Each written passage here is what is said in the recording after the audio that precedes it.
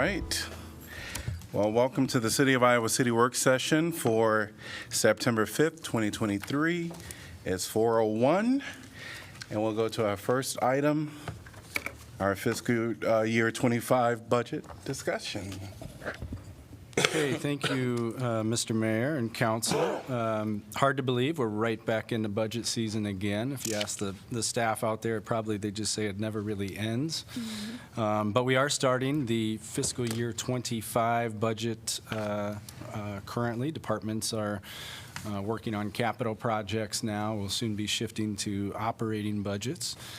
You will receive the budget in January and go through your deliberations in the following few months before it is finalized in the spring of next year. So what we'd like to do at this work session is just kind of take your temperature, see if there's anything new that you'd like us to consider during the budget process. That could be shifting of capital projects, new capital projects, or other operating initiatives that you'd like us to evaluate during the budget season. We always tell you it's easier to evaluate that during this planning phase than it is after we present that budget to you in January or February. So anything that's known is appreciated. Always understand that new things can emerge at any point in time, including during that review session. A few things I wanted to just touch on as a reminder. I'll start with just the kind of the overview of the fiscal climate that we talked about with the fiscal year 24 budget. For those of you that have been either on council or following for several years, you know that we have been working through the fiscal year or the 2013 property tax reform that the state of Iowa passed.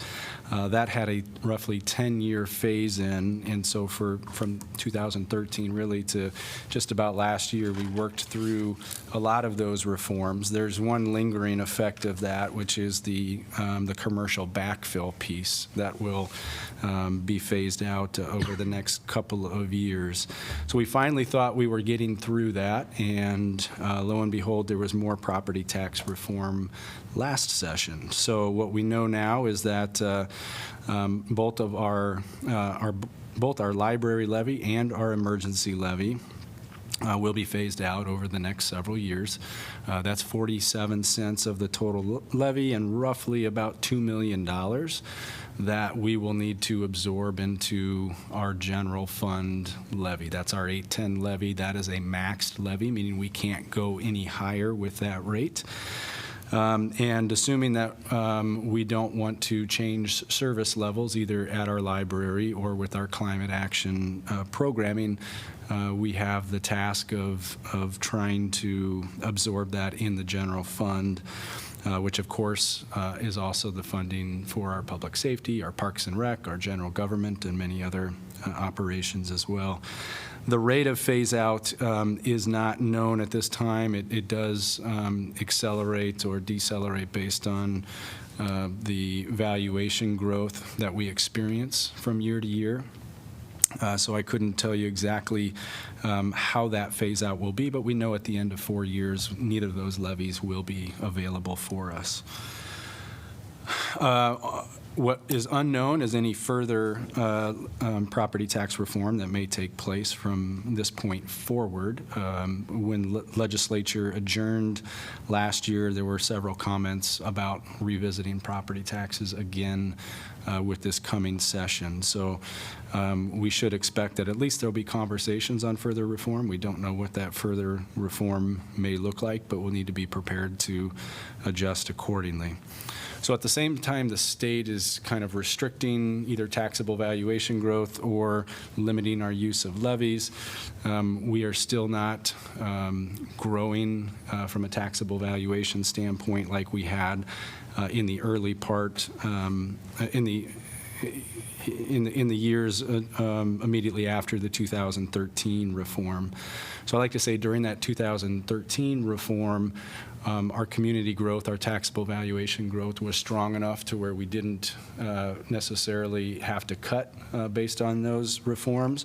We were able to tread water, if you will, maintain our current services through that period.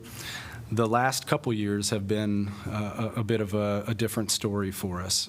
Through fiscal year 23 and 24, we actually witnessed or experienced, a 0.8% decline in our taxable value. So even though we are growing as a community, again, the effects of these reforms are that certain property classes are paying less in taxes. So we actually saw that 0.8% decline, and I think we can all understand how that may not be sustainable. So we really need to focus on continuing to grow that taxable base, especially in light of the loss of the emergency levy and the library levy. We have seen building permit values rebound from 2020, in which they were down to their lowest level, primarily due to the COVID's impact on economic activity. Both in 21 and 22, we saw incremental growth. I think that incremental growth continues in 23, but the same pattern is emerging. It's one or two major projects that are driving that valuation growth, as opposed to many smaller projects kind of throughout the various property classes that we track. So we have to be cognizant of the role that those significant projects are playing, and they're really what is driving our taxable growth at this point. So at the same time, we have some of those revenue challenges. We all can appreciate the inflationary pressures that are coming on the expense side as well. We talked about that quite a bit with the fiscal year 24 budget. We have numerous supply line items that have increased much faster than we're used to, things like gasoline, heat, chemicals, those types of things have impacted budgets well beyond the traditionally expected 3 to 4% growth in those line items. Nonetheless, we are focused on continuing to provide the same level or higher level of service to this community despite those challenges. We're also committed to your strategic plan objectives and those actions listed in the strategic plan report. And that's how staff goes about prioritizing our recommendations. We look at protecting those core services, making sure the community can count on those services that we deliver day in and day out, and then doing as much as we can with those strategic planning priorities. I did list in the memo that's in your packet the 3 bullet points that were our budget goals for fiscal year 24. That's on the second page of that memo.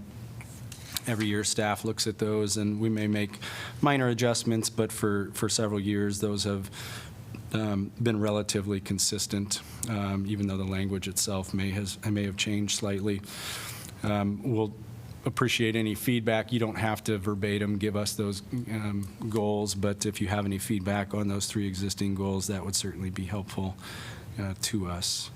So at this time, I'll turn it back over to you for discussion. Again, looking for anything significant in scale that you want us to consider as we prepare the fiscal year 25 budget.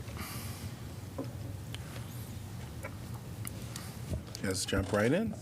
Kind of a quick question. How are you, as you talk to the different department heads in explaining kind of these same fiscal realities, what kinds of direction are you giving? Like, are you asking them to cut things? Or we're not at that phase. Kind of how are you handling sort of that from a beginning of the process approach? Yeah, they probably feel like I've been a broken record over the last decade, which is, I need to know what investments we need to make to continue to maintain those service levels, but it's probably unlikely that we will be able to fund any significant service expansions through these challenges.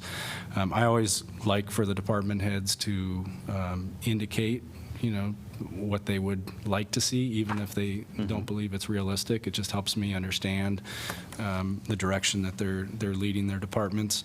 But the reality is we really haven't been able to fully meet staffing needs of a growing community. Like I said, we've kind of been trying to tread water at status quo or just above status quo for over the last decade.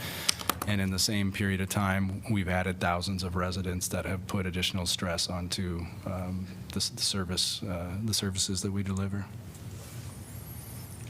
But Thank you. we're still, to be more direct into that second part of that question, we have not given any direction to cut from department budgets. Okay.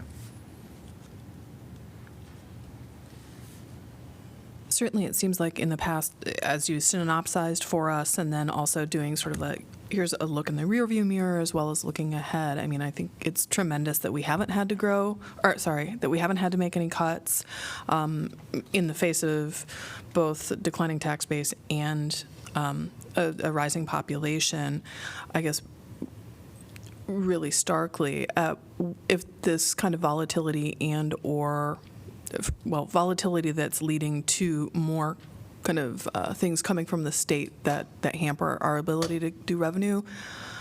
Have you been in conversations to say, well, and here's at a point where we do need to make cuts, or what's the projection forward? How long can we tread water?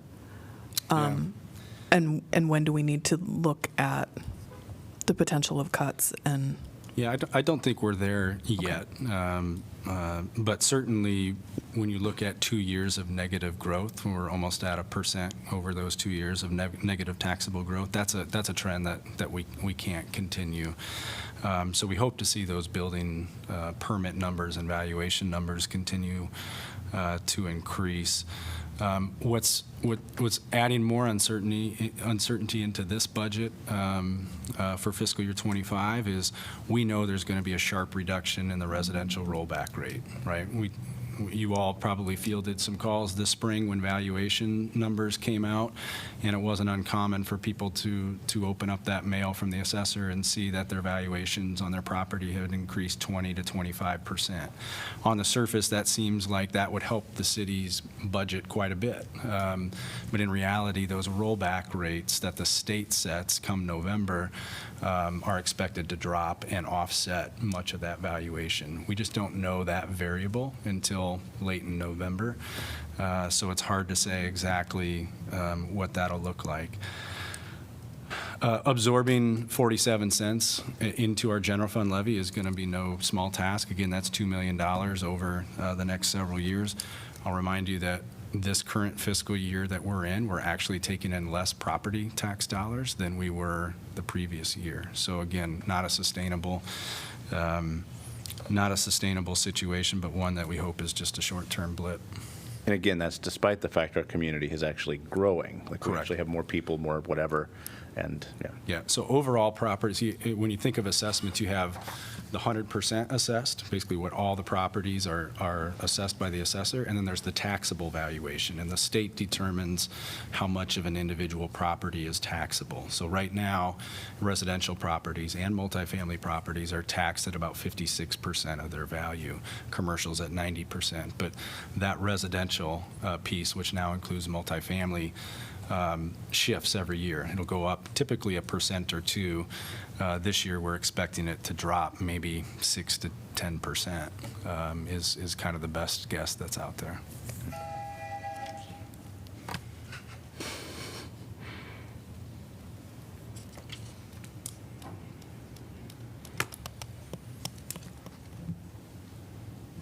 I know in a little bit we'll be talking about, or we've got, at least in the packet, this last packet, some of the updates on strategic initiatives, strategic plan initiatives. And I know that from our value statement from the last budget cycle, mentioning trying to keep those, keep engaging those.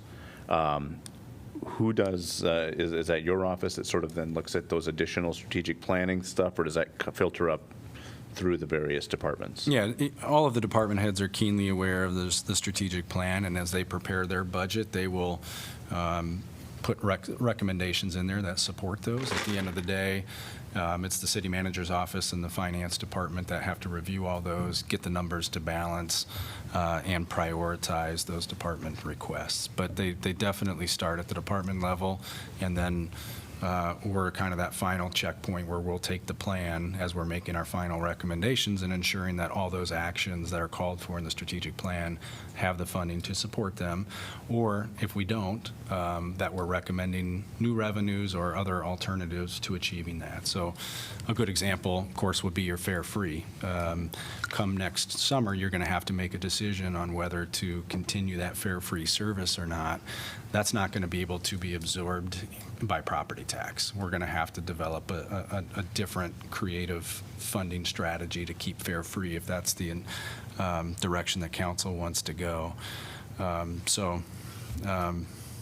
It's kind of, the strategic plan should be, and I believe is, recognized at all steps of the process, from creation to evaluation on your part. Thank you. Just to tie into that, Jeff, you mentioned maybe wanting some feedback on these budget goals as well. And I think in our discussion of the strategic plan, we've talked about having things be like, articulated and measurable in terms of how we're tracking things. So I think the goals that are outlined in terms of the kind of broad budget goals, it's hard for us to know what that means, like relative from year to year. And so maybe just kind of tying those things together to say, as we're tracking in the strategic plan, here's how we're meeting these goals, or this is the target improvement that we want to see. I know in the past in the budget, so like last year, the timing was kind of weird because we adopted the strategic plan in December, and then, the budget document was already very well underway in its creation. Are we going to have a different format this year that because I know we had the, which strategic priorities does this hit was included? Will that be? Nicole, you want to speak to the revision of those goals? I think you're talking about all the performance measures. Mm-hmm. So all of those, we went through to see if they're still relevant, what strategic area do they still cover, and then all the departments had the opportunity to remove or add new measures that would better align with the strategic plan. So that will all be in the new budget book. And will we have some kind of tool for putting that together? So if a department head has identified a certain metric that they want to keep reporting on, can we sort of see why that is included, or it's just sort of their discretion? I don't know if that question makes sense, but. Yeah, I can jump in on that. So certainly if there are metrics that you'd like us to track, we can absolutely incorporate those in. Obviously, we might have to develop a data collection mechanism, but if there's information that you think would be helpful, we'd be more than happy to provide a path forward to collect and share that. And then, when it comes to the update of those performance measures, if you'd like to see more frequent updates than we present in the budget, we can do that. We've talked about developing dashboard metrics for different initiatives. We can do that. It's going to take some time on your part at a work session probably to sit down with us and tell us exactly what you'd like to see tracked, but we can develop that, and there's ways that we can do that internally. There's also a number of different vendors out there that can put a pretty picture on your website and interactive graphs and things like that. We can do all that, but it's going to take some discussion with you to see what you want to be tracked and delivered to you. I think it might be helpful even just to hear from each department head in a little short written paragraph or something as to why these metrics and sort of what they think matches up with the strategic plan. Because I put a lot of within that budget document, or somewhere, I don't know, in the presentation, I don't know. Okay. I mean, I put a lot of weight behind what our department heads think is important and why we should be tracking certain things. So that might be a first step rather than us trying to define them. Okay. This is a discussion point, I think, for all of council. One of the things that I was thinking about, and I went very literal on what kind of feedback can we provide about the relationship between our strategic plan, our goals, and the budget. And We've had so many really important conversations, but I'm really struck by some of the ones that our service providers were giving us as well, where there was before you get to, and I think even the city manager brought it up as well, in terms of a continuum about a healthy community, and that if we address fundamental problems and inequities and pain points in front of how do we help people get through those difficulties, that's where I would very much like to see, especially since now more than ever, and next year and next year and next year, we have to be more thoughtful and deliberate about what we are going to attend to. That for me, I love being able to open up the strat plan and say, okay, during this year or these years, here's some of the things that we think can happen. And just in going back to it, under each area, each impact area, it seemed to me that there were some core things that it would make people's lives easier if the city attended or continued on their way with it. So for me, it is obviously not surprising. Childcare, fare-free transportation. I think while we are not going to necessarily consider ourselves to be part of a landlord continuum, there is the strategic plan to look for a significant scale affordable housing effort with partners. Yes, those are all big problems and big things to solve. But I think that rather than chipping away at it, if we look at it and say, what are the pieces that can go into place to achieve these end goals, and to start thinking about it now, that's the type of thing that I would be really interested in hearing the experts in each of the departments kind of say, okay, how do we get there? But I'm one counselor of 7, and so I don't want to just say, well, here's what I think, go for it, right? I want to toss that out there to say, why don't we go. At the same time, I know that one of the conversations centered very much on like mental health and responsiveness, and we need to increase that, and I completely agree. But I also think let's also peel back and say, can we look at what possible solutions or things that we can do in advance of it getting to a point where someone is having mental health difficulties because of all of these stressors. Let's try and go fundamental. So that's one option or one way for us to start talking about this. Knowing there's so many plates to keep spinning, but it seems to me that could be useful, and it was also, I think, in large part why staff came to us for us to say, let's do a really robust and thoughtful strategic plan. So I just tossed that out for conversation, and we don't have to like hammer it out today, but it seemed to me that was kind of the impulse in bringing it up right now. So that's the way I would suggest. One option is to really look at like what are the core things that people are really struggling with, and even if they're big, should we prioritize those so that maybe some of the other things that we also have on our strategic plan are mitigated by virtue of some of the larger potential solutions. So I just tossed that out for conversation. Yeah. So I wouldn't agree with you. I wanted to maybe add specifically chronically homeless. And Yes. in our community, we talk about homeless and housing as being a human right. And I think if we were to really work collaboratively with Johnson County, other providers or municipalities in Johnson County, I really think we can make a continued effort in what we're doing with homelessness.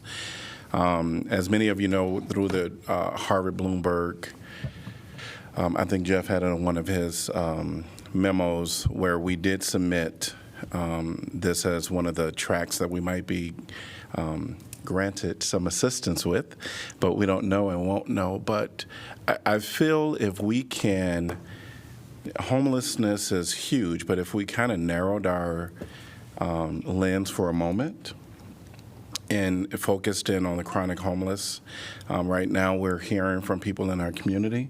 We're seeing an increase in people downtown Iowa City where they really need housing. And I think if we can come together as a community, not just as this will be a collaborative effort with also involving other municipalities in Johnson County and service providers, come together and see how we can really tackle that. I think that would be worth moving forward with. Thank you, Mayor. I appreciate those comments because I was thinking on those lines too, because I think when you're looking at, where should we put our funds, we should look at some of those projects that have been successful, totally successful, like 501 and Cross Park and Guide Links, those kinds of things that the city has put money in and collaborated with the county on. The chronic homelessness is a major problem, and the folks with mental illness. But those kinds of projects have been successful and they're helpful, but far from what we really need. So I think that's very important. Yeah, I think just to kind of piggyback off of that, some of the programs that we do use for that we can build on are like our outreach program.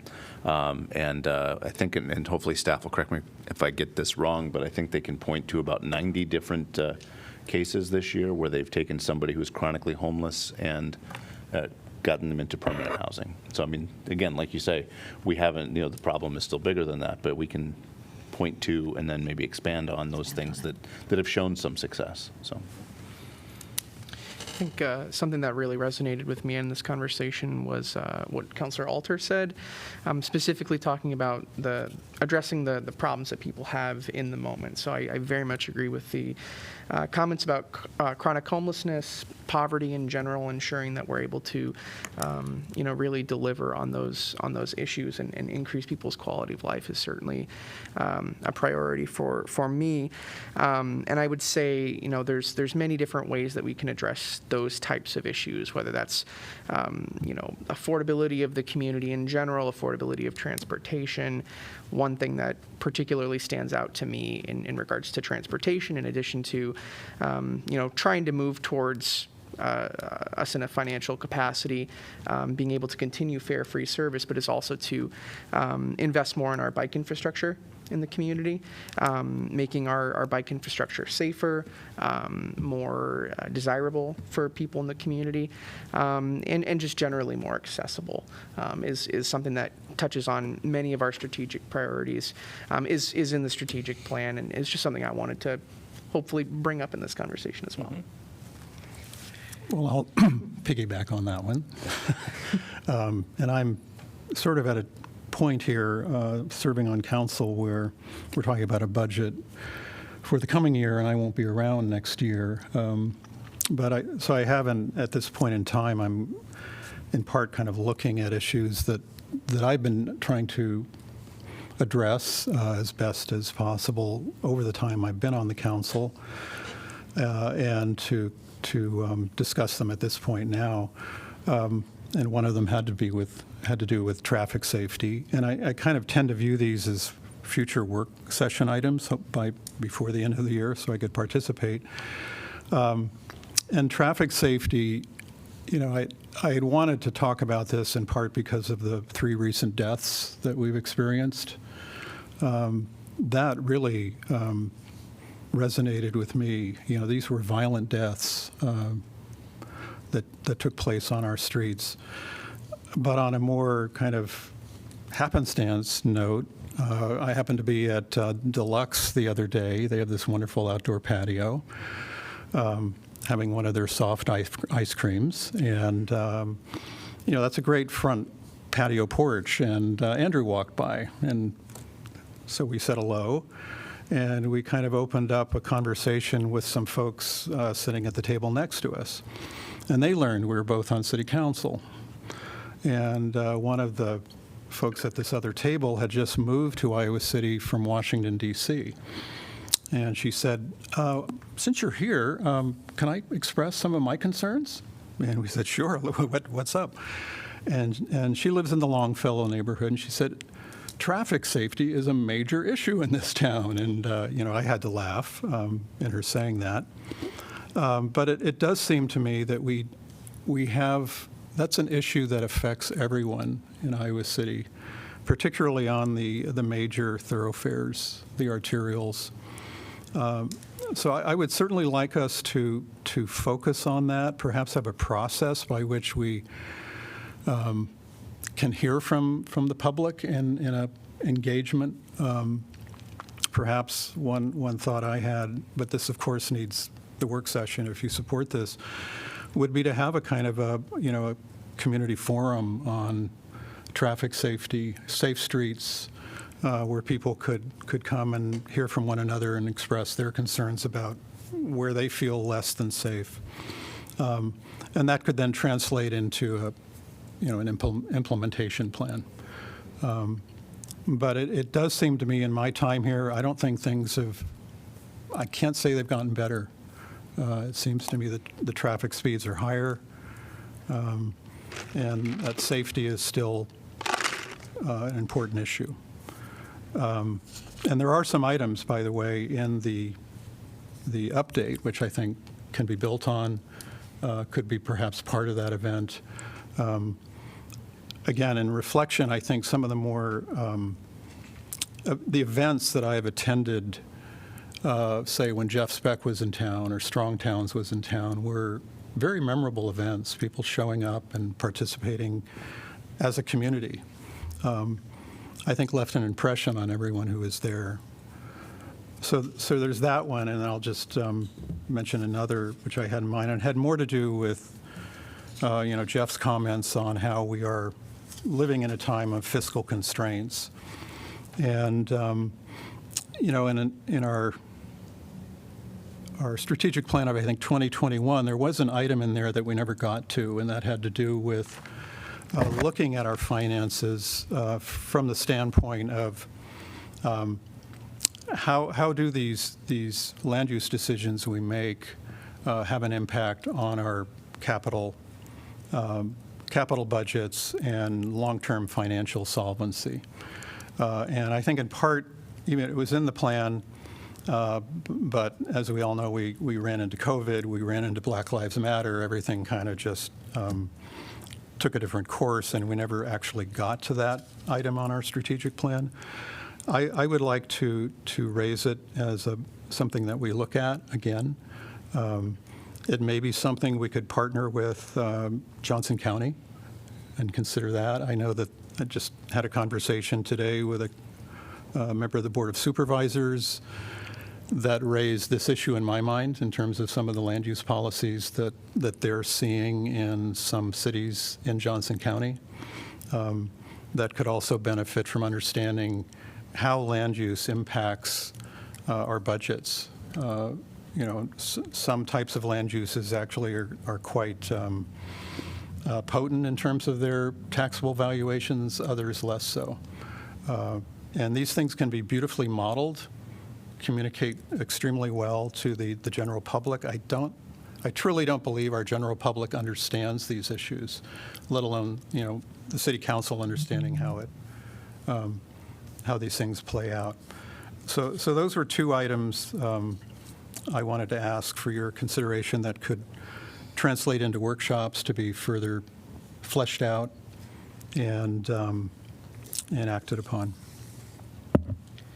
Could you talk some more about what product would look like on the latter section that you discussed there? Yeah, there's a firm, the firm has worked nationally that's best known is called Urban 3.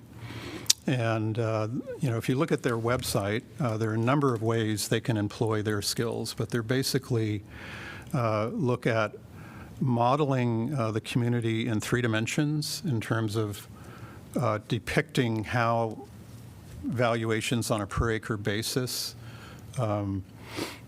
play out in a municipality or county, whatever the frame of reference is. But there are a number of other ways their skills can be employed. I think that might be something we could look at as well as, strategic planning in terms of what types of investments would make the most sense for Iowa City. How can we leverage our public assets in terms of land? This is an issue that's coming up and something they've been involved in recently. So there are a number of different ways it could go, but I think they can help the city, or possibly Johnson County as well, in conveying the gravity of this issue and also a way forward. Because many cities, without quite understanding it, are actually putting themselves at long-term fiscal risk because of their land use decisions. So are you talking about, the cost versus benefit of building a subdivision on the periphery versus more development in the center? Right, or, for example, one way that their services could be considered is if we were to model different scenarios for what would we want to consider, and this in part has implications with affordable housing as well. What might we want the minimum densities to be in peripheral development? Things of that sort, just ways of playing out in scenario form what the options are and what their financial implications would be if we were to follow them. So I would encourage, those on council to, look at Urban 3's website. There's lots of information there. There are lots of examples of their work. One that I just looked at recently was for the city of Indianapolis, which I found interesting. So I do think we are moving into difficult times in terms of financial capacity, and I think it's important that we understand how our decisions with regard to how we use our land, I think if we were to think of ourselves as farmers, basically, and that certain crops have different yields. We do live in farm country on a per acre basis. And what have been the most profitable and which ones have perhaps yielded less? And if we take that analogy further, that the cost of keeping the farm solvent in terms of equipment and so on and so forth is not being covered by the yields that are being generated on certain crops. So anyway, I think at this point in time, it would be useful to have that kind of information. I appreciate that, John. And I think what I'm hearing is a lot of people thinking holistically, like bringing things together and having, well, this topic also relates to this, which relates to our goals, which relates to our strategic plan. So I think that's really encouraging.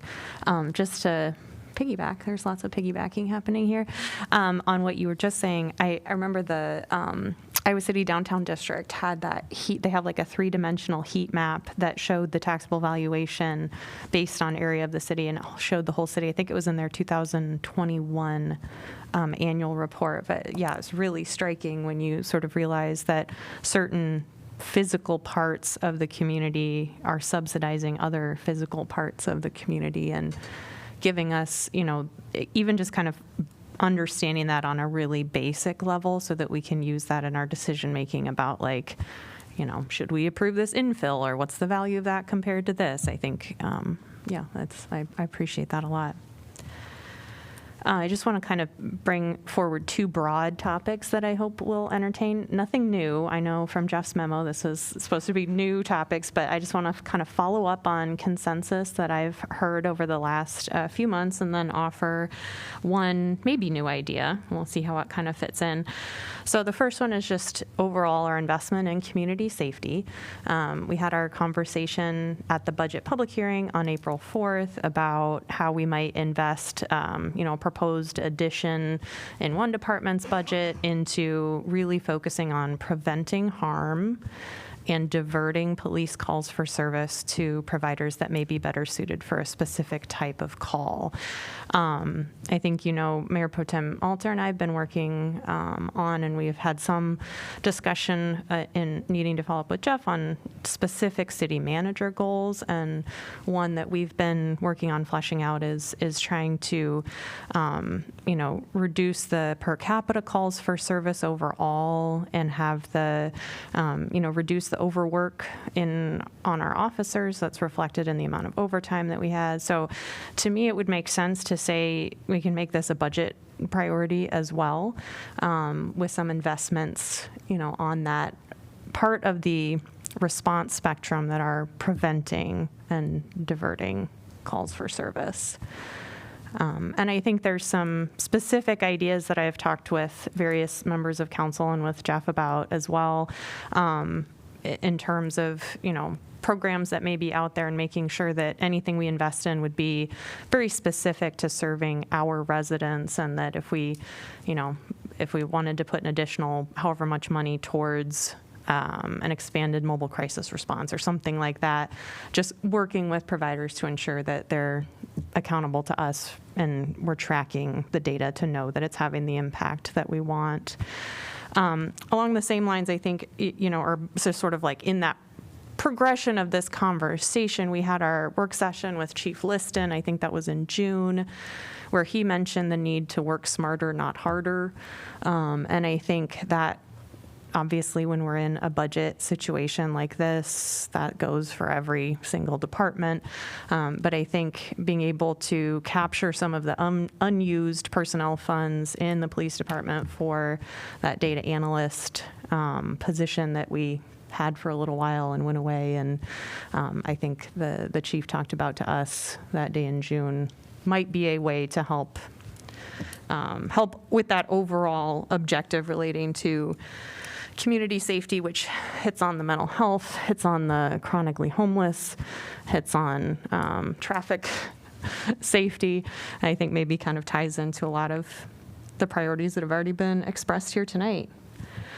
The other one then relates to economic development. So in this moment, we have a lot of the things that we're talking about and that are prioritized in our strategic plan are getting some amount of additional investment through our ARPA dollars. And that includes the money that we've allocated for the underestimated businesses and entrepreneurs and that sort of pool of money. And I think one thing that I've heard about that process is that it's just so challenging to, have this kind of limited scope that we have, the limited funds that we have. So in this moment, I think we have an opportunity with looking at how do we invest in that type of economic development with the opportunities that we also have in terms of, Wendy Ford's office, I think, is changing with her retirement, so there could be some opportunity there. And then we also have the city's investment in the organization that was ICAD / the chamber, and whatever that might look like, I think should include some evaluation of how we identify the value we're receiving from that. So all of that is to say, I think identifying as a budget priority economic development that is sort of focused on the inclusive economic development plan and quantifying that in some way. I will mention, it seemed like a big task. And that was one of the, we were able to submit 3 things to Bloomberg Harvard, and hoping that we'll get selected for something. And so that was one, the inclusive economic goals that we submitted, because we know that it's a big undertaking.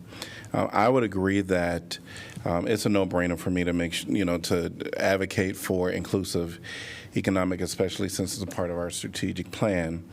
I know that we have to fill Wendy Ford's position, and we are paying for some services through other organizations like ICAD and that you mentioned, and maybe trying to figure out how do we capitalize on those investments. I'm a supporter of it. I just don't know what a number value would be, because we don't have, the replacement for Wendy Ford to kind of lead the effort. We also have this wonderful new position of having, what is it called? The the grant writer. I was going to try to figure out another name for him, or for that person, but. So there are some opportunities that I think are going to be coming to the city. So yes, I think we should be earmarking it with our staff.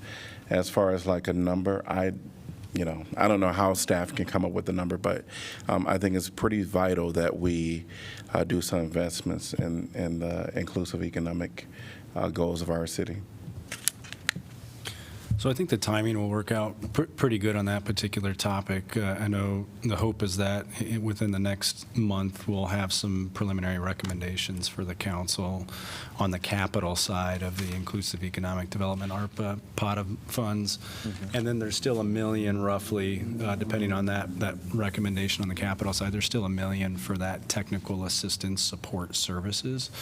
And I think it's a good exercise to prioritize both those capital, those support services, and then really figure out what the gaps are. What were we not able to do? And then staff is able to prioritize those next steps to the best we can and in the budget. And I feel like we can make some considerable progress in the next 12 to 24 months with the implementation of those major ARPA initiatives and the continuation of filling those gaps that weren't able to be prioritized in this first round. So I don't know, I guess what I'm saying is, Mayor, I don't know that you need a number at this point. I think we need the recommendations first. We need the council concurrence on what we are going to do with that $4 million. And then that final number will become a little bit more clear in a few months.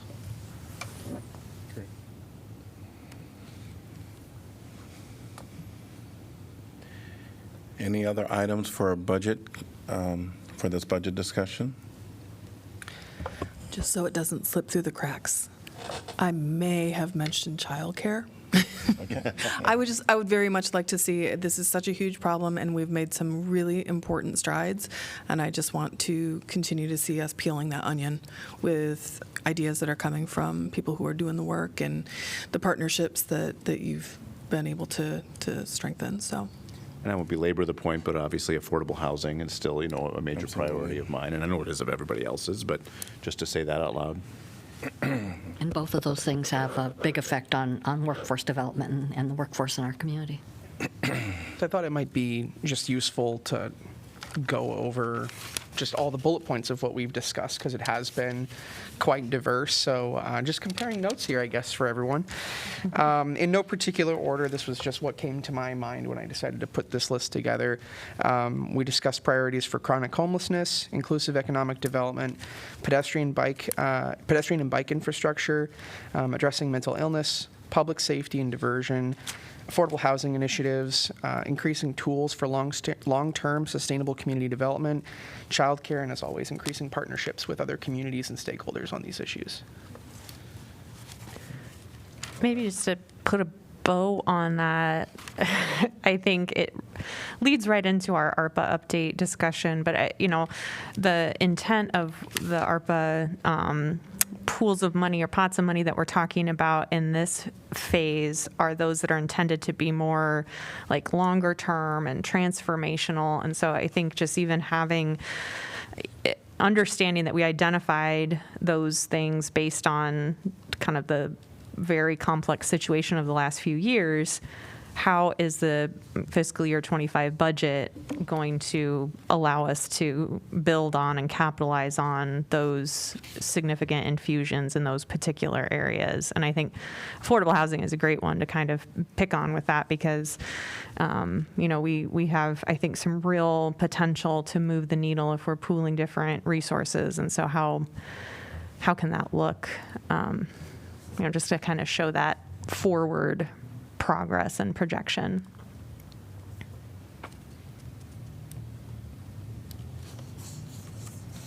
Okay.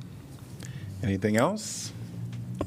Did we say, I know that actually Jeff had mentioned it as well, about that we are going to need to look at other funding sources for the Fare Free. So was that, I may have just missed it, but again, maybe that's just sort of something to keep on the back burner, because we've got the money now. But again, we're talking about FY25 right now, and the calendar date is September 5th, 2023. Yeah, and really, so we need to think about it for sure. Yeah, so this budget won't necessarily have to have the solution built in, because we did have a 2-year pilot, which takes us into fiscal year 26. But we'll want to present some of those early ideas to you, because if there's anything that you're not comfortable with, then we need to be able to adjust. So we'll kind of foreshadow what we're thinking with that Fare Free investment, because I think you also know that we have very few avenues to build revenue capacity left, right? So if you use one of those avenues for Fare Free, that's one that's off the table for some other initiative. So you need to just kind of keep that in mind too, which is why we'll present you some thoughts in the 25 budget, even though it may not take effect until 26. And thank you, that was perfectly said. It was sort of mushed around in my mind, but that was it. It was like, we have so many things that are important to us and important to the community, and we've got less and less to work with monetarily. And so just to keep that in mind so that we can also be laser focused on what options we have down the road so they don't smack us in the face when we need to have thought about it already. Thanks. Okay. If nothing else, we'll move on to the next agenda item, which is item number 2, which is the quarterly American Rescue Plan Act update. And this is in our August 31st information packet. IP4 was a memo update. Hi. Welcome. Tracy, can I jump in real quick and start? I want to just apologize. I did not get what was a late handout today in the packet, and I intended to do that. So if you have not seen your late handout today, I just want to walk you through what the cover memo said, and then Tracy will walk you through the update. Everything that's in the cover memo was also in the update that was in your packet. It might have just been lost because of the length of that report. So real quick, we have committed about 14 million of the 18 million. By committed, that doesn't necessarily mean we've entered into agreements, but for example, like your nonprofit grants that you've made, we've made those commitments to those organizations, even though you haven't seen the final agreement on how to spend those. So that 14 is what I'm talking about. That includes the 4 for inclusive economic development. We don't consider those funds still able to be directed anywhere. We've committed the 4. We're going to spend the 4. So that leaves us with roughly 4 million of uncommitted funds. And within the different areas, I wanted just to share some thoughts as we start to look towards the final years of committing and implementing these efforts. So of that 4 million left, we still have about 2.5 million earmarked for affordable housing. 2 of the things we wanted to look at in terms of next step for staff is a rental housing initiative partnership with the Housing Trust Fund of Johnson County. That's something we had preliminary discussions with them about maybe 9 to 12 months ago, but we've kind of tabled as we've worked through some of the ARPA efforts. And then we'd like to also look at exploring what a path forward would be for additionally publicly owned housing. So the council's talked a lot about permanent affordable housing. We can really achieve that 2 ways: through working with mission-oriented nonprofits like the Fellowship or Habitat, but we can also do that by looking at public housing as well. Tracy and Rachel Carter and the Housing Authority have some thoughts on how we might pursue that. So we might look at some ARPA funds to seed some of those efforts. Just a few months ago, Council talked about climate action initiatives. You did have recommendations from the Climate Action Commission on how to spend those dollars. That included energy efficiency grants, targeting manufactured housing, and funding for resilient hub initiatives. So that would be, we also had supportive processing capacities in local agencies to access local foods. Those are things that your Climate Action Commission identified as potential uses for ARPA funds. As we get into the business and arts and culture side of things, you might recall we did a grant program with Think Iowa City, where they were able to seed a lot of different special events in here that help drive tourism. There are still funds in that, but we are looking at $500,000 in 2 equal grants to our 2 SHMID districts. One of your strategic plan goals is to provide flexible incentives to our SHMID districts so they can work to achieve the goals that they have identified in their respective communities. That's the south of 6 and the downtown district. So I'd suggest that we consider moving forward with 2 $250,000 grants to begin that process that you identified in your strategic plan of giving them some flexible incentive dollars to work with. Related to the government services category, you'll recall a few months ago, Jonathan Durst from your water division came and talked about our plans for the lead service line replacement. These are private water lines. And because of changing federal regulations, we're going to find ourselves in a situation in which if there's identified defects in those private lines, that they will be required to replace those. Those can be very expensive, $5,000, $15,000, $20,000, depending on the location of those lines. And we really think ARPA can play a role in seeding a grant program or a loan program to help defray those costs.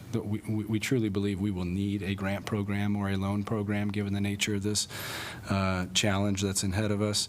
And ARPA could seed that money as opposed to raising that through a water rate increase or putting that on the backs of all the ratepayers. So we're recommending $500,000 to seed a city-administered grant program that would come along with all that lead service line. I have one question with that. Yeah. I understand we're talking about seeding this money. Do you believe that the $500,000 will be spent within the time frame of ARPA funds that need to be spent actually? So we can meet the ARPA standards by allocating those to this city program. We don't need to spend all those dollars down. We basically committed it for that purpose. So we don't need to spend the money by the end of 2026?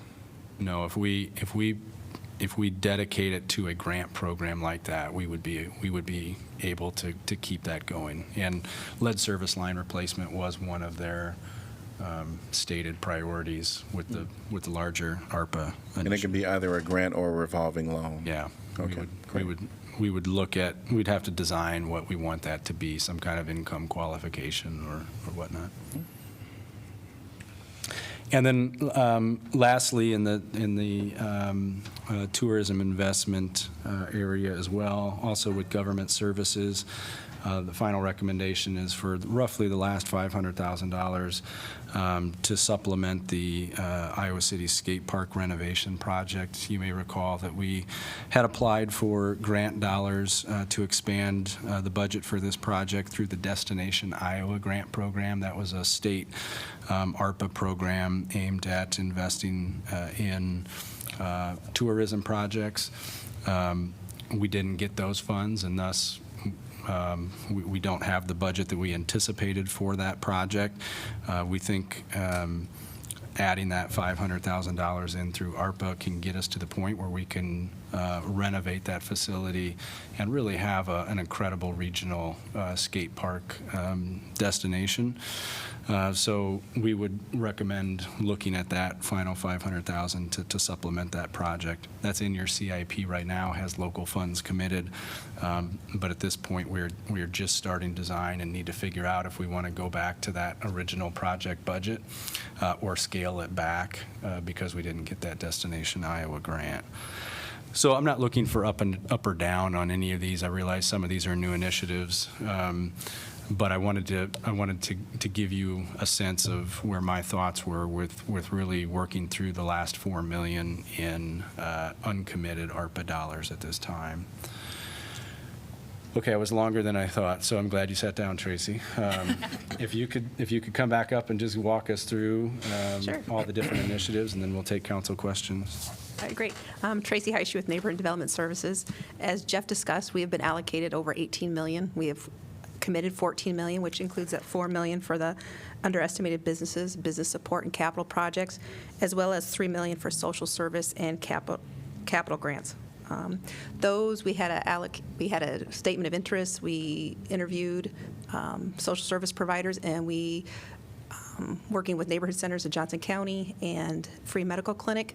They are working on their proposals. Free Medical might be closer to agreement. They're improving their facility to expand their services. So we hope to have an agreement before you for that in this fall. Neighborhood centers in Johnson County, it'll depend on acquisition, how fast they can find a site to acquire. Direct payments to eligible adults, that has been completed. The eviction prevention is in progress. That is the housing stability pilot projects that we entered with Shelter House. And a good news is part of that, it's in your affordable housing fund, but with that housing stability project, they also included the funds to hire case managers. So the landlord risk mitigation fund that we allocate $30,000 each year to, that started this July. I think they placed 4 tenants so far. Forest View relocation has been completed. The emergency nonprofit assistance, we've assisted 13 organizations in Iowa City, and they are proceeding. And that includes the wage theft proposal with Center for Worker Justice as well. The underestimated businesses. As many of you know, the mayor serves on the committee with Redmond, and now me, Wendy, was on the committee, and I'm her replacement. So statements went out back in, I think, March? Do it, May. Due in May, yep. We received 31 applications. 6 were considered capital facilities. We've been meeting with those. We've been working through those. The last meeting that we had, we're looking at how does this physical space help them meet their needs for the targeted clientele. So are there partnerships? Are there things that we can do? How do we make this sustainable? They're tweaking their applications, and they're submitting revised applications by September 11th. The committee will look back through those, possibly meet with the applicants, and then we'll come back in October for a recommendation. All right. The affordable housing initiatives, Jeff just talked about that. 2 possibilities are working with the Housing Trust Fund to work on that permanent affordability and looking at those applications. We're also expanding our capacity in-house through the Housing Authority to develop affordable housing, whether that's through a development corporation, whether that's through a conversion of public housing units into more units, we will discuss. So my department will be looking at that. We'll be bringing forth recommendations about how do we develop our own capacity to improve permanent affordability for non-federally funded housing. The mental health services, we funded the mobile crisis outreach. To date, community has hired 3 full-time counselors. They purchased 8 vehicles, and they completed the remodel of their physical space. Under workforce development, we entered a contract with UI Labor Center for a pre-apprentice program. They have extended offers to 8 of their graduates for the fall 22 class, and now they're starting to work on their fall 23 class, which starts September 14th. Under child care workforce development, we are working with 4 Cs. We awarded $100,000 in ARPA funds for the navigator position. They began offering classes in their business center. They've completed trainings, and they're working on recruiting more providers. And as you know, the child care wage enhancement, the $2 per hour increase, that is county combined funds. We've entered all the agreements. Those checks are now going out. And then Jeff talked to you about the climate resilience, about if you commit money, the possibilities that the Climate Action Commission recommended. And he talked to you about the small business, arts and culture, tourism investments. And I think that's about that. That'd be my update with Jeff's update. The social services needs assessment, capital planning, and seed funding. Did you cover that one? Yeah, that's with neighborhood centers in Johnson County and Free Medical Got it. Clinic. Okay. And then I had a question about the under strategic investments with the mental health services, and you gave a fantastic update. I'm curious, has the $300K that hasn't been spent yet, is that planned? Sorry, what was that? The $300,000 under mental health services that has not yet been spent, is there a sense of what it will go towards? It's like 300, sorry, but I am looking at the wrong thing. I apologize. No, I am You're looking. correct. Yeah. There's some unexpended funds, so those are paid for as expenses are incurred. And my assumption is that because there's staff expenses Okay. incurred, there just haven't been billed for those. So I don't know Okay. if we're doing those monthly or quarterly, but we wouldn't have provided all those funds up front. We would have committed the funds, and then they would invoice us as the renovation project was done, as the vehicles were purchased, and as staff expenses are incurred. And so to your awareness or understanding, it's primarily a staffing, like the money essentially is allocated for staffing, or that's their plan to Yeah, their to spend remodel's it down? complete. I know they've Okay. purchased the vehicles, so my assumption It is looks probably like this those is the expenses last are piece. paid, and the remainder is staff. Sure. And then can I also ask about the workforce development? Because that, too, has a significant commitment, and it hasn't been spent down that much. So I just wondered what that, They bill as they incur expenses. I don't think any of that was up front. no. And I guess I'm just looking for sort of that gap of like what can you expect in terms of invoices towards what personnel? I'll have to look. Supplies. I'd have to Yeah, update the you. 4Cs was all personnel, right? That was the navigator position. The apprenticeship program would largely be personnel. There were some supplies in there, but that's largely personnel. As they have more cohorts of students, Okay. they'll continue to incur those expenses. The only one that would be different there is the workforce development piece. That's the that's the wage enhancement program.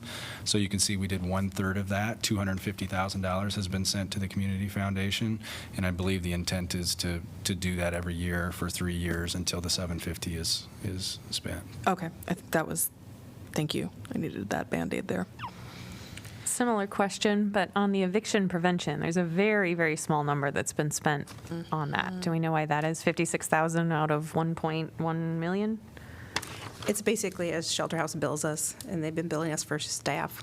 So it's just as they bill, we continue to pay.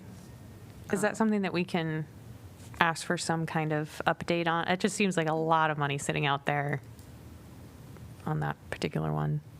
Yeah, we can report back on that. Maybe we'll see a huge bump with, just being past the August turnover. I don't know what all the, yeah. But if Yeah. that includes the $30,000 fund, there's almost nothing being spent on that. And my assumption is one of the things we'll hear is that they're using all the other dollars at their disposal first, because ARPA generally has fewer restrictions than maybe some of the other federal money that they get. So it could be a case in which they're prioritizing other pots of money before utilizing this. But we can provide an update. Shelter House will be bound by that duplication of benefits, so they cannot spend, if rapid rehousing, CDBG, CV, if any other dollars going towards that service, they can't bill us for it yet. So as those funds expire, they'll be billing us more, because CDBG, CV will expire soon. That all totally makes sense. And I felt like this was one that we moved on pretty quick. Like in January, I think we actually had the agreement. So it just seemed like a long time for, and maybe that was presented at the time to us of this money's not going to get spent for a while, but it just feels a little wonky.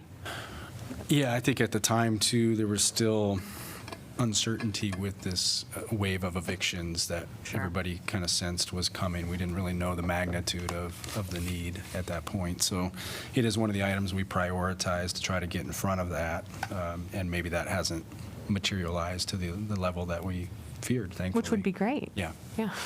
I've got a question about the climate resilience section and kind of what we're thinking about for expanded energy efficiency grant funding for manufactured housing. Do we have ideas for what that funded would look like?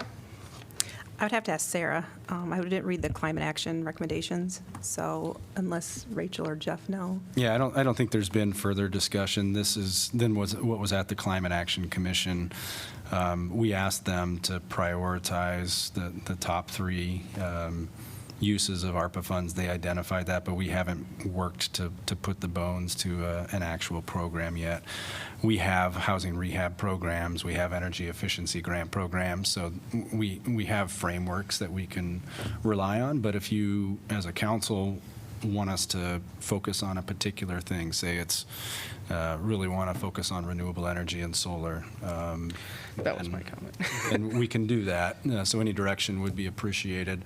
Otherwise, the staff team will work and ultimately draft up a program for you to consider.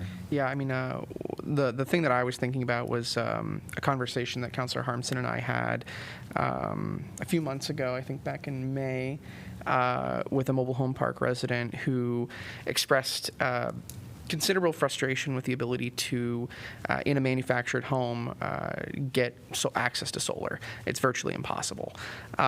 So I would love to see anything we can do to increasing access to solar for manufactured housing park residences. It just seems like it hits on so many of our different goals, ensuring that people have, access to climate conscious electricity, ensuring that people are reducing the cost of living in their community. It just seems like it would be a great thing to pursue. So I just put that idea out there. I know for our housing rehab programs that we have right now, we concentrate on making sure that it's airtight. We've had clients spend $300 a month, and that's on the Mid-Americans. That's how much they spend every month, all throughout the year for energy. So just to make sure they're airtight, they're weatherized. And also, we spend a lot of money on water heaters and heating HVAC units in the mobile homes that we serve. I had a question about the, under the affordable housing, the discussions with the Housing Trust Fund about the affordable rental housing to prioritize projects for permanent affordability. So my understanding of a lot of what we have seen with the money that we've provided to the Housing Trust Fund doesn't necessarily hit that permanency. So is there something different that we're looking at with that? Or is this like specific to, we think Housing Fellowship will be acquiring, like, do we have ideas of what that would be that will make it permanent? Yeah, when we say permanent, usually if you're allocating money to a private for-profit, then that affordability period is all you get. It's 10 years, 15 years, 20 years. If you allocate money to a nonprofit whose mission is affordable housing, even if they sell it, or they're going to invest that money in new affordable housing. Because right now, even if you do a 20, 30-year affordability period, at some point you need to subsidize that again. Your roof goes out. After 15, 20 years, you need to put a lot more money into that housing unit. So long-term affordability is very difficult unless you're going to continually subsidize it. So that's why we try to, if we're talking about permanent affordability, to fund nonprofits with that central mission, because in the long run, they're still going to keep investing. And even if their affordability period is only 10 years, they're still there to provide affordable housing.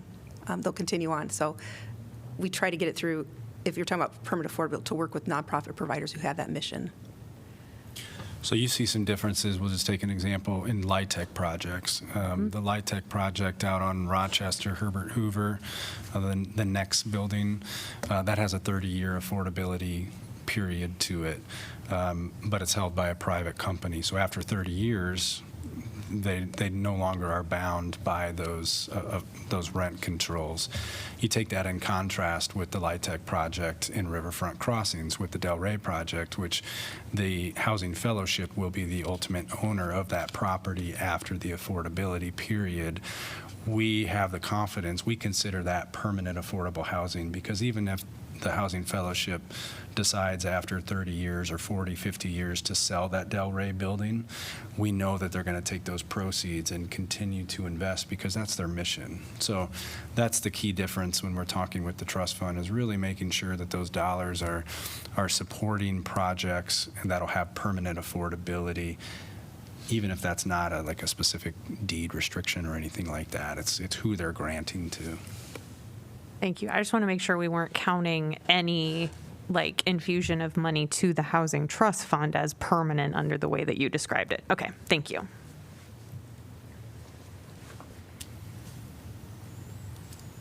Any other questions?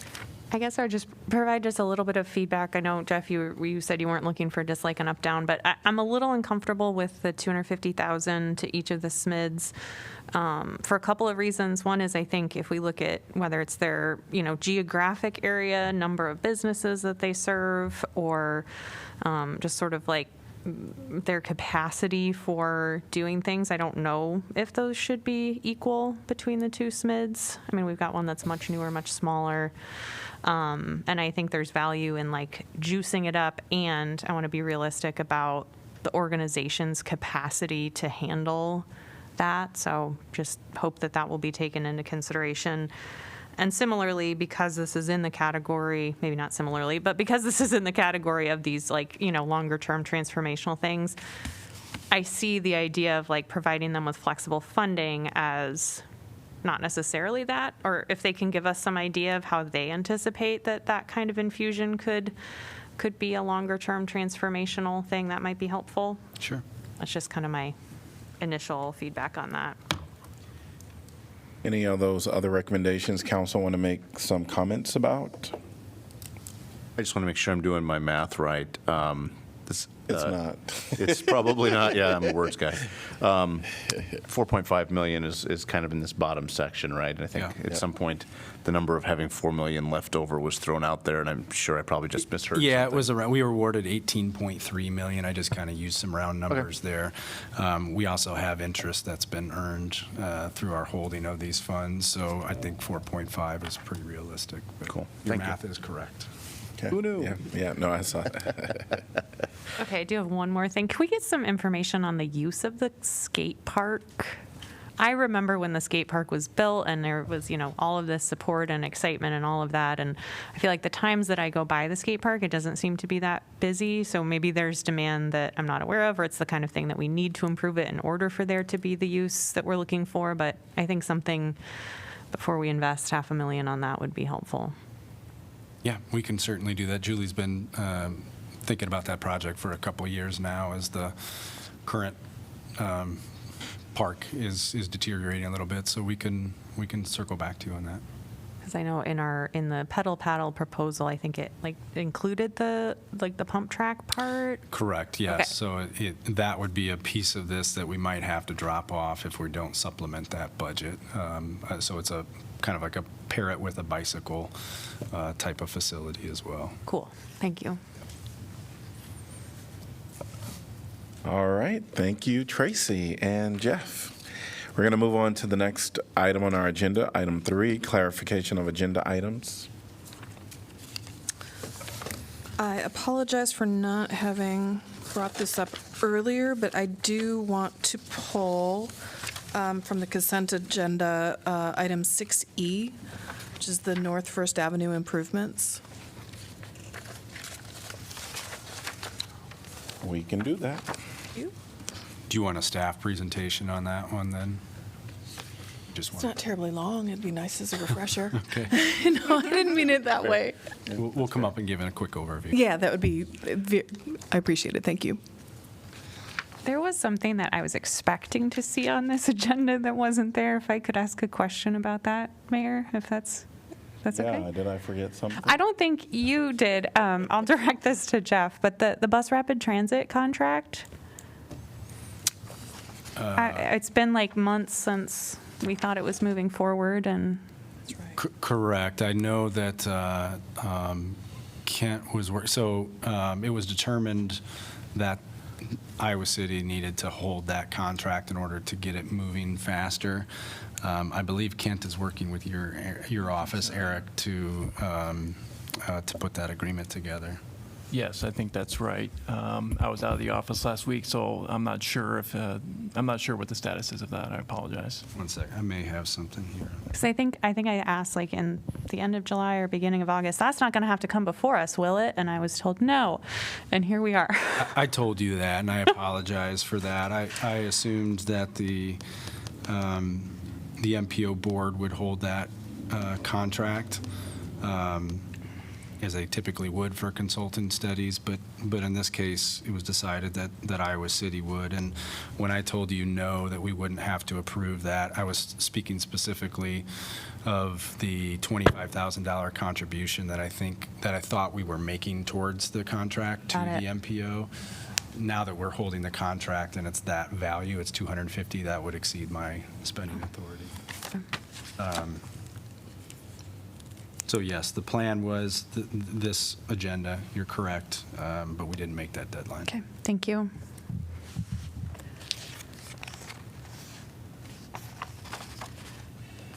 Moving on to item number 4, information packet discussion, August 17th.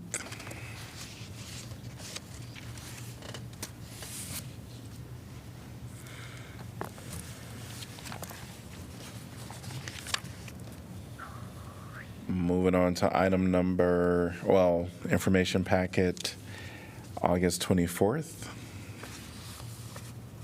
So you have your transit. IP2. Did you want to talk about that? Not really. Okay.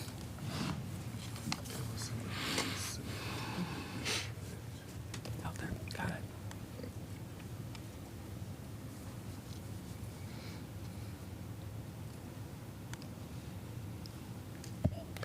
Moving on to information packet, August 31st. I kind of mentioned this earlier, but just want to also highlight the report on the strategic plan update that is in that And for anybody that's looking for a little light reading, it's not a horrible document to go through. And kidding aside, it's a great way to kind of, for us to hold ourselves accountable, as well as the public to hold us accountable for the things that we say are priorities, and just to get an update on where these things are. And some things move faster than others, and some are still on the docket, so to speak. So just thank you for that report.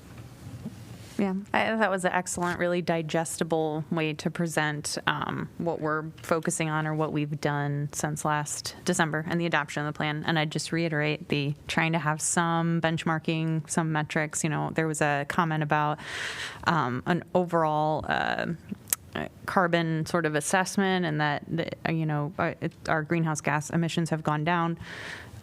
And I know that Sarah has all the details of how much and what that looks like, and she provided all, you know, she has those projections that we got in her climate report. But just as something that, you know, even very briefly, if we can get what does this actually look like as we're making progress on things. We also had talked about the possibility of, like, when you were talking about the dashboards and that sort of thing, Jeff, of maybe doing a community component of that, of sort of like some survey of the community, or, you know, being able to assess the impact of strategic plan action items as they're accomplished. Yep. Okay. I might be going in reverse order, but this is, I wanted to bring up IP5, which was pending work topics, and I know John offered up a couple of suggestions. One that I would like to pose as a possible pending work topic is to reinvite or invite the school district representatives again for an update on universal pre-K with potential additional options of 4Cs and or other stakeholders in the community to talk about where we're at with childcare. You know, we had some, given the enormity of this problem and yet how localized it is and that it has to be individualized solutions, I just think it would be great to get an update on saying, okay, well, these are the things that have been accomplished, here are the hurdles, and here are the focuses that we're looking at now. Plus, I would very much like to know what's going on with the school district and their plans as well. So that's my suggestion. Could that be a joint entities update? Yes, it could. That would be fantastic. So that's my suggestion for joint entities coming up. Great. Thank you. Problem solved. Assign that to the district. I like it. Yeah. And I know that we talked about the strategic plan. One of the things on there that's in that wonderful shade of green is the free bus. And I see that our director is in the house, but I understand there are some 50% year over Already. increase. Is that okay to? Please. Yes.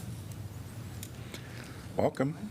Very exciting to announce that we are 53% up in ridership over last August. So Amazing. if you remember, I quoted 20% to 60%, and we are on the very high end of that. So very exciting to see such an immediate impact in the community really embracing the program. So we're thrilled.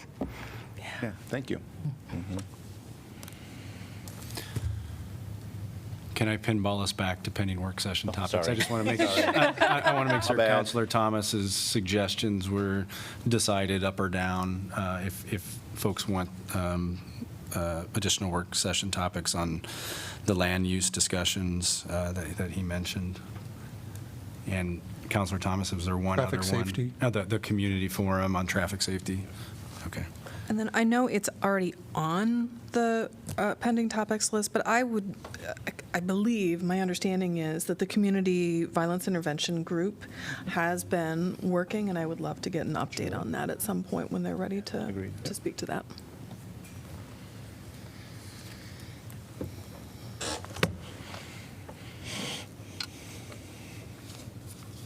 Any other items? All right, we're going to move on to item number 5, University of Iowa Student Government Updates. USG, welcome. Hi, Council. Hello. So, First and foremost, obviously, we should probably get it out of the way. Iowa football went against Utah State in our first game, 14-24. So we're doing really well. So next week is the Cy-Hawk game, and so that'll be in Ames. Sorry, give me that. It's also important to note that our Iowa field hockey and volleyball team remain undefeated. They're doing really well. So not everything is about football. We love to have meetings. We have a meeting planned with Thomas and Alter and now Don as well. So we had one with Teague already. And so these are really getting our GR team and ourselves really excited for the next upcoming year. So Matthew, take it. Okay. Sorry. Also, just going on with USG updates, we're welcoming a new Deputy Health and Safety Director just as more initiatives and concerns regarding just under that umbrella, under health and safety. We kind of are putting someone who's like adjacent to my position in the Health and Safety Department of our Executive Cabinet. So that's new, and yeah, they just got welcomed tonight, I believe, at Senate. And then fall nominations are wrapping up, and USG is reviewing our platform to organize initiatives, and also we want to see accomplished at UI, and also welcoming new senators. And it's our president's, Mitch Winterland's birthday today, so happy birthday to the USG president. But that's all I have, and we have. Yeah, of course. Thank you so much, guys. Have a good night. Yep, have a good one. Thank you. Item number 6 is council updates on boards, commissions, and committees. I realized I could have said it during the IP packet about the listening post, but the listening post on the 19th was really, really great.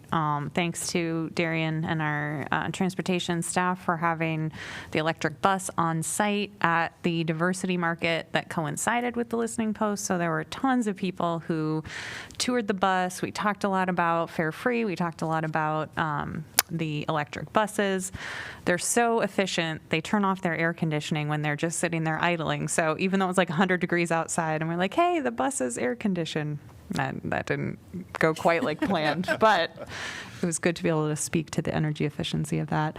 I will write up some notes from that listening post, but protected bike infrastructure was something that came up from 2 people who came up to the table that day, and a lot of conversations about transit. Of course, Sunday service and overnight service were both issues that came up as well.